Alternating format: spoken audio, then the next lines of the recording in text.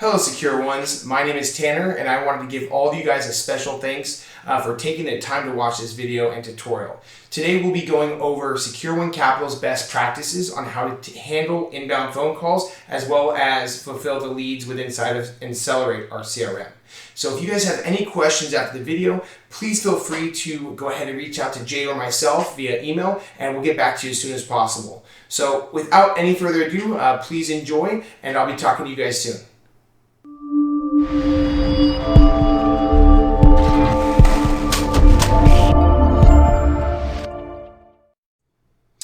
All right, well, thank you guys so much once again for joining me today. We are going to be going over Secure One Capital's best practices on how to handle an inbound phone call, as well as handling the lead within inside Insellerate. So first things first, I want you guys to take a look over here. I have my Insellerate logged in and opened up, as well as my Ring Central. When you guys first come in the morning, it's very important that you guys go ahead and make sure that the toggle is on and not off. That is how you take your calls. And the same also goes for Ring Central. Right over here on your guys' profile name, you'll see that I'm set to the available status. So once we have that verified, we are all good to go to start taking inbound calls in the morning. So what I'm going to do is I'm actually going to replicate a call that would be similar to a retail call campaign from a mail piece.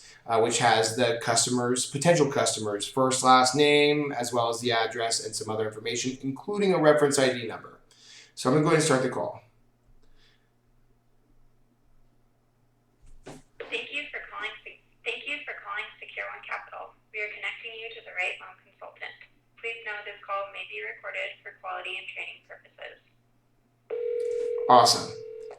So as you guys will notice, in the bottom right corner, you will see that the numbers pop up. Do not press this notification box, as it will basically create an outbound call and will kill the call that you're trying to actually answer. Just wait for this to pop up. So we're going to go ahead and answer the call. The customer is still on hold. You have to press 1 in order to accept the call and the lead be assigned to you. So we're going to go ahead and press 1. Press 1. Awesome. Now you see a bunch of new notifications.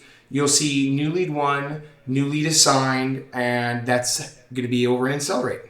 So what we're going to do now is I'm actually going to end this call just for testing purposes. Okay, so we answer the call, we talk to the customer. Hello, thank you for calling Secure One Capital. How can I help you? You ask them for their reference ID. Something you guys need to know is that our system does create 2 leads per call. So the way our system works is we actually have a lead that's already in the system that has extremely relevant information. The first name, the last name, the address, and that reference ID. And then also there's a lead that is created when the call comes in.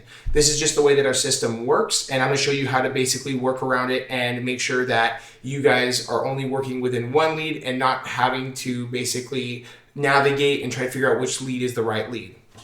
So first things first, we'll go ahead. I'm actually going to refresh. That lead that just called in should be in my contacted leads. Awesome. So yes, there it is, the 213 number, okay? But right now, we're not going to worry about that lead because we're going to pretend like we're still on the call with the client. So when they first call in, you say, hello, thank you for calling Secure One Capital. By any chance, do you have that reference ID number? Go ahead and they'll give you the reference ID. And you guys can go ahead and search for it. Perfect. So here is a test campaign lead that I had already created.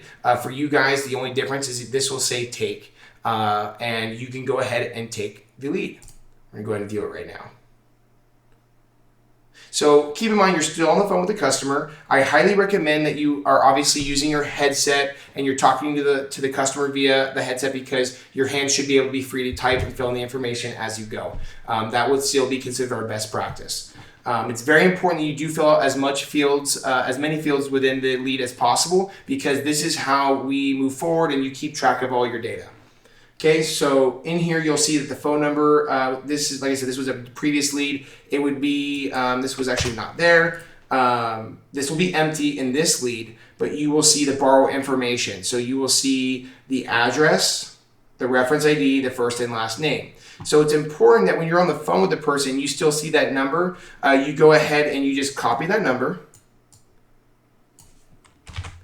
and then you go ahead and apply it to the right lead, right? So I'm gonna go ahead and put this in the mobile phone field. That's where I put all of the leads. And the mobile phone, I'm right there, sorry.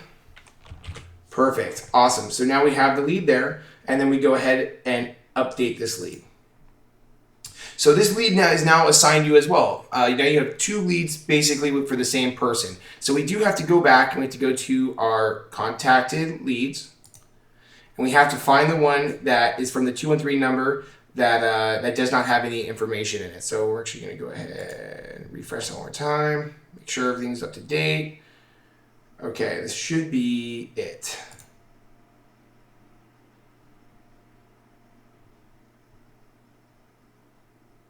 Yep, here it is. So this is the one that would be the duplicate lead. As you can see, there is no reference ID. This is just a lead that was created when the phone first called in. So now that we'll be working within that other lead with that reference number, we need to make sure we mark and disposition this lead in the right disposition. So right over here, you'll see this little circle with the $sign in it, no sale DNC. We're gonna go ahead and click on no sale. And then you scroll down to the very bottom, you will see a line that says duplicate lead. Let's go ahead and mark that and then click update. Perfect. The status and activity has been updated. So now that's been marked as a duplicate lead, and you won't have to worry about basically working within the wrong lead. So we can go back, and for me to be the easiest way right now is I'm going to go ahead and just find that reference ID again. Okay, and then search. And then this is the lead that we will be working in. So after that, that's pretty much it. You guys have it from here. This is the main lead. You basically updated the phone number. So now when you search for the phone number over here, that lead will always pop up. It will be the one that's not a duplicate lead. It won't mark against you guys. So, it's down here at the bottom, you'll see it's assigned to you. And that's pretty much it. So thank you guys so much for taking the time to watch this video. Definitely looking to make more as you guys throw me suggestions, and I'll knock them out as fast as I can. Thank you so much, and then you guys have a wonderful day.